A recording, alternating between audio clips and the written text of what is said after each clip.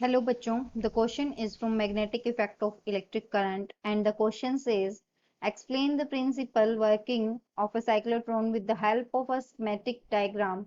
Write the expression of for cyclotron frequency. So हमारा जो यहाँ पे की कंसेप्ट यूज होगा वो क्या है? की कंसेप्ट हमारा क्या है कि हम साइक्लोट्रॉन को डिफाइन करेंगे, उसके बाद हम चेक करेंगे क्या इसका प्रिंसिपल है कि किस पे ये कौन से प्रिंसिपल पे वर्क कर रहा है, और उसके बाद हम क्या करेंगे इसकी वर्किंग को एक्सप्लेन करेंगे। तो अब हम क्या करेंगे की कंसेप्ट को। सबसे पहले हमारा क्या है साइक्लोट्रॉन। साइक्लोट्रॉन क्या होता है? ये स्पेशली एक क्या होता है डिवाइस होती है जो कि डिजाइन की गई है चार्ज पार्टिकल्स को एक्सेलरेट करने के लिए एक हाई स्पीड तक। सो it is a device it is a device which is used to accelerate charged particles to a very high speed।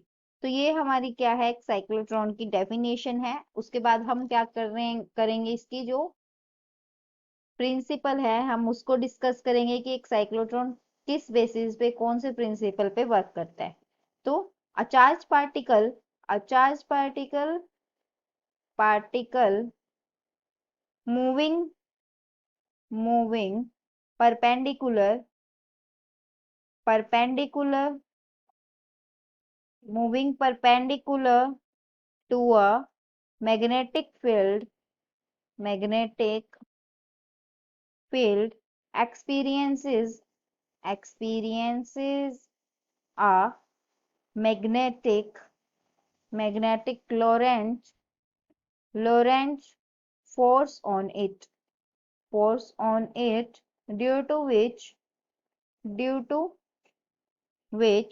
the charged particle moves in circular path circular path। सो हमारा जो cyclotron का principal है वो क्या बोल रहा है कि हमारा अगर चार्ज पार्टिकल मैग्नेटिक फील्ड के परपेंडिकुलर मूव करेगा तो वो क्या एक्सपीरियंस करेगा मैग्नेटिक लोरेंट्ज फोर्स को। और मैग्नेटिक लोरेंट्ज फोर्स क्या है? हमारा कॉम्बिनेशन ऑफ इलेक्ट्रिक और मैग्नेटिक फील्ड के फोर्स का।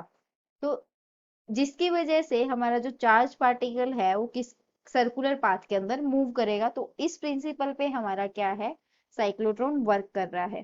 पहले हमारा जो डायग्राम है चार्ज पार्टिकल का वो क्या है? तो ये क्या है? हमारा डायग्राम है साइक्लोट्रॉन का, डायग्राम ऑफ साइक्लोट्रॉन। ये हमारे साइक्लोट्रॉन का डायग्राम है। और अब हम क्या करेंगे इसको लेबल करेंगे। और लेबल करने में हमारा क्या है हमारी जो ये है ये क्या है डीज हैं जो कि 2 डीज हैं। हम एक को D1 मान रहे हैं और एक को हम D2 मान रहे हैं। ये हमारा ओसिलेटर है जो कि हमारा कनेक्ट है। और ये हमारा एग्जिट पॉइंट है जो कि एग्जिट हो रहा है। और ये हमारा मिडल में क्या है एक सोर्स हमने रखा हुआ है। और ये हमारी जो ये क्या है ये है हमारी डिफ्लेक्टिंग प्लेट है। और ये जो हमारा मैग्नेटिक फील्ड ये क्या है परपेंडिकुलर टू पेपर। और ये कौन सी डायरेक्शन में है? आउटवर्ड डायरेक्शन में है ये चीज। उसके बाद हमारी एक D1 है एक D2 है, एग्जिट पोर्ट है। और ये इस बीच में सोर्स है, सोर्स मतलब कि जहां से हमारा चार्ज पार्टिकल बाहर निकलेगा। तो अब हम इसकी कंस्ट्रक्शन देख रहे हैं। हमारी जो कंस्ट्रक्शन है क्या है? कंस्ट्रक्शन क्या है साइक्लोट्रॉन की? It it consist of metal hollow cylinder. ये क्या कंसिस्ट कर रहा है? एक मेटल होलो सिलेंडर। उसके बाद जो कि किसके अंदर डिवाइडेड है? It divided into 2 dees D1 and D2, D1 और D2 में हमारा क्या है, ये डिवाइड कर रखा है। उसके बाद इसके अंदर क्या है, inside this is evacuated chamber, evacuated chamber है। इसके अंदर क्या है, एक हमारे पास इवैक्यूएटेड चैम्बर, और in the gap of dees source is placed. इसका मतलब कि source of charge particles, charge particle is placed. तो इसके अंदर जो मिड में है हमारा यहाँ, ये क्या है, सोर्स प्लेस्ड है। नेक्स्ट हमारा क्या है, जो डीज हैं वो स्ट्रोंग स्ट्रोंग इलेक्ट्रोमैग्नेटिक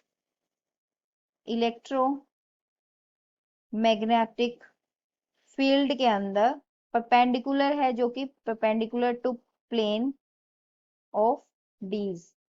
तो जो हमारी डीज हैं किसके अंदर प्लेस है, स्ट्रोंग मैग्नेटिक इलेक्ट्रोमैग्नेटिक फील्ड के अंदर, जो कि प्लेन के परपेंडिकुलर है। अब नेक्स्ट हमारे क्या है कि हमारी जो डीज हैं, जो दोनों डीज हैं D1 एंड D2, वो क्या है, आर कनेक्टेड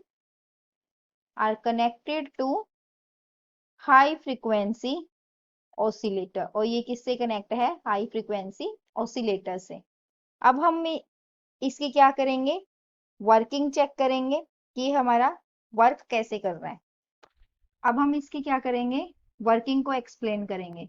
अब हम क्या करेंगे, वर्किंग को इसकी एक्सप्लेन करेंगे। हमारी जो साइक्लोट्रॉन के अंदर दो डीज हैं, एक हमारी है D1 और एक हमारी है D2। हम इसको हम लेट कर रहे हैं, ये D1 है, और इसको हम लेट कर रहे हैं, ये हमारी है D2। अब हमारा जो साइक्लोट्रॉन के अंदर मिडल में हमारा एक पॉजिटिव चार्ज पार्टिकल रखा है। When positive charged particle is placed at the center, then when magnetic field is applied,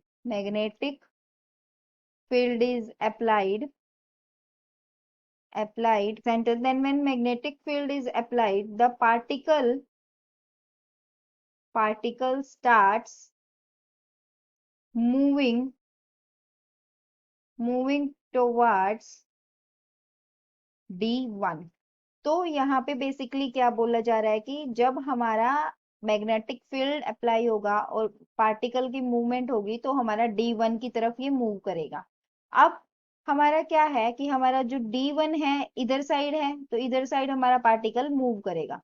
और जो हमारा क्या है, मैग्नेटिक फील्ड है, वो आउटवर्ड है। आउटवर्ड मीन्स इस डायरेक्शन में।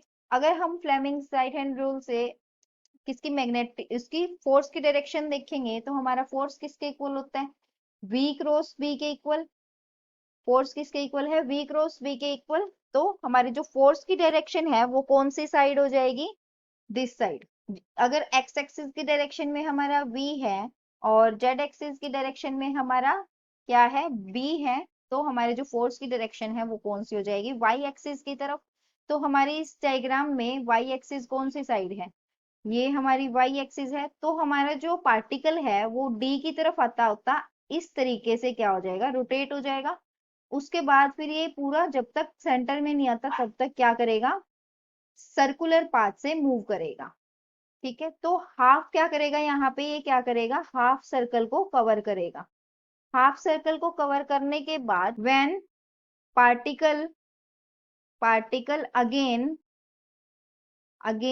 Comes in between two D's,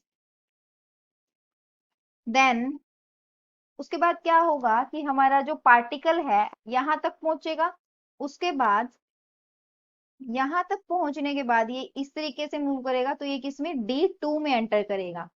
then it enters in D2। अगर वो D2 में एंटर करेगा तो सिमिलरली हमारा जो फोर्स लगेगा वो कहाँ लगेगा, हमारे जो पार्टिकल की वेलोसिटी है वो इधर है, और ये हमारा है अपवर्ड, तो हमारा जो फोर्स लगेगा, फोर्स किसके इक्वल आता है, v क्रॉस b के इक्वल आएगा।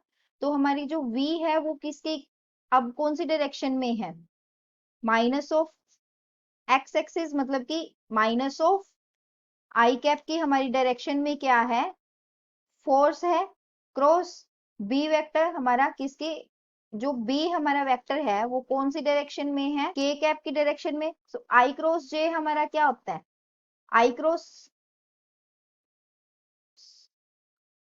तो यहां से हमारी जो फोर्स की डायरेक्शन आ गई वो कौन सी आई है, बी वी इंटू कौन सी डायरेक्शन है, नेगेटिव ऑफ जे कैप। इसका मतलब कि इधर डायरेक्शन में, इस डायरेक्शन में हमारा क्या लगेगा, फोर्स। तो सिमिलरली अगर हमारा इस डायरेक्शन में फोर्स का लगेगा तो हमारा पार्टिकल मिड से, अगर ये हमारी D1 है, ये हमारी D2 है, हमारा पार्टिकल यहाँ पहुंचा है, ये D1 ये D2, हमारा ये पार्टिकल यहाँ पहुंचा है, तो ये सिमिलरली इसी तरह से सर्कुलर पाथ में मूव करेगा। तो यहाँ पे भी ये कौन से पाथ में मूव करेगा, सर्कुलर पाथ में। सर्कुलर पाथ में मूव करने के बाद हमारा ये पार्टिकल फिर से अगर सेंटर में आएगा तो फिर से हमारा फर्स्ट प्रोसीजर रिपीट होएगा, जो कि हमारा D1 के अंदर एंटर होगा, और हमारा इस तरीके से पार्टिकल जो क्या है सर्कुलर पाथ में मूव करता रहेगा और इसकी वेलोसिटी बढ़ती रहेगी। और फिर हम यहाँ पे क्या करेंगे, जैसे कि यहाँ शो कर रखा है एक जो एग्जिट पॉइंट है, और यहाँ से हम एक होल छोड़ेंगे जिससे कि हम अपने चार्ज पार्टिकल को क्या कर सके, बाहर निकाल सके। तो ये हमारा क्या है, जो साइक्लोट्रॉन है उसकी वर्किंग के बारे में है। अब हमें क्या कैलकुलेट करना है, हमें एक एक्सप्रेशन डिड्यूस करनी है जो कि साइक्लोट्रॉन फ्रीक्वेंसी के लिए है। लेट्स सी, तो अब हमारा जो है, हमें पता है कि when as when particle moves along a circle, जब पार्टिकल क्या आएगा, एक सर्कल में मूव करेगा, उसकी रेडियस अगर हम लेट करें ऑफ रेडियस आर, और अगर हम उसकी वेलोसिटी लेट करें with velocity v, then the magnetic magnetic Lorentz force provides the necessary centripetal force। तो हमारा यहाँ पे क्या है, लोरेंट्ज फोर्स क्या होता है, कॉम्बिनेशन ऑफ मैग्नेटिक और इलेक्ट्रिक फील्ड के जो फोर्स का कॉम्बिनेशन होता है वो हमारा क्या है, लोरेंट्ज फोर्स है। और अगर हमारा पार्टिकल रेडियस, जो सर्कल के एक रेडियस आर सर्कल की उसमें मूव करेगा, तो हमारी जो उसका अगर विद वेलोसिटी v से मूव करेगा, तो जो लोरेंट्ज फोर्स है वो किसके इक्वल होएगा, सेंट्रीपिटल फोर्स के इक्वल। तो हमारा लोरेंट्ज फोर्स क्या है, बी क्यू वी, और सेंट्रीपिटल फोर्स हमारा क्या है, M V square divided by R, जहाँ पे आर क्या है हमारा रेडियस, और वी हमारी क्या है, वेलोसिटी है चार्ज पार्टिकल की, और क्यू हमारा क्या है, चार्ज है। तो यहाँ से हमारी इक्वेशन बनेगी B Q divided by is equal to M V divided by R. तो हम इसको इक्वेशन नंबर 1 लेट करेंगे। उसके बाद अब हमें क्या पता है, as time taken by particle to describe the circle is. अब हमें पता है कि हमारा जो चार्ज पार्टिकल है वो वेलोसिटी v से मूव कर रहा है, और डिस्टेंस एक सर्कुलर का कितना होता है, 2 पाई इंटू आर, जो सर्कमफ्रेंस है सर्कल की, तो 2 पाई आर हमारा डिस्टेंस कवर कर रहा है। तो हमारा जो यहाँ से टाइम आएगा वो कितना आएगा, पाई आर डिवाइडेड बाय वी। तो सरकमफ्रेंस कितना, 2 पाई आर, लेकिन हमारा कितने, हाफ डी में हाफ सर्कल मूव करेगा, तो इसलिए हम यहाँ पे जो डिस्टेंस है वो कितना लेंगे, पाई आर। तो T is equal to pi R divided by V. ये किसको डिस्क्राइब कर रहा है, हमारा सेमी सर्कल को डिस्क्राइब कर रहा है। तो इसके बाद हमारा यहाँ से जो v बाय आर की वैल्यू है, v बाय आर की वैल्यू क्या हो जाएगी, पाई डिवाइडेड बाय टी। तो अब हम इसको क्या करेंगे, इक्वेशन नंबर 1 में पुट करेंगे। तो पुट इट इन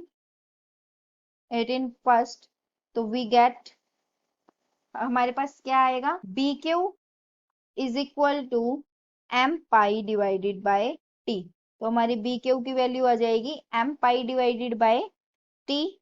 तो हमारा जो पीरियड ऑफ रोटेशन है वो क्या होता है, period of rotation, rotation is equal to T, और वो कितना है, कंप्लीट सर्कल का है, ये हमने हाफ सर्कल के लिए स्मॉल टी लिया था, तो कंप्लीट सर्कल का ट्वाइस ऑफ टी। तो अब हमारा यहां से अगर हम चेक करें स्मॉल टी की वैल्यू कितनी आ रही है, M pi divided by B Q, तो हमारे कैपिटल टी की वैल्यू हमारे पास आ गई 2 pi m divided by B q, ये हमारा है टाइम पीरियड। और जो फ्रीक्वेंसी है हमारी, क्या फ्रीक्वेंसी, फ्रीक्वेंसी किसके इक्वल आएगी, न्यू इज इक्वल टू 1/टाइम पीरियड, तो ये हमारी कितनी आएगी, b Q divided by 2 pi M. तो अब हम यहां से नोट कर सकते हैं कि जो फ्रीक्वेंसी है वो किसके इक्वल है, B Q divided by 2 pi M. तो हमारी जो फ्रीक्वेंसी है वो किस पे डिपेंड नहीं कर रही, स्पीड ऑफ पार्टिकल पे। Hence frequency of particle is independent of speed of charged particle, charged particle। तो अब हमारी ये क्या है, स्पीड ऑफ चार्ज पार्टिकल के इंडिपेंडेंट है। Thank you, hope you understood it well.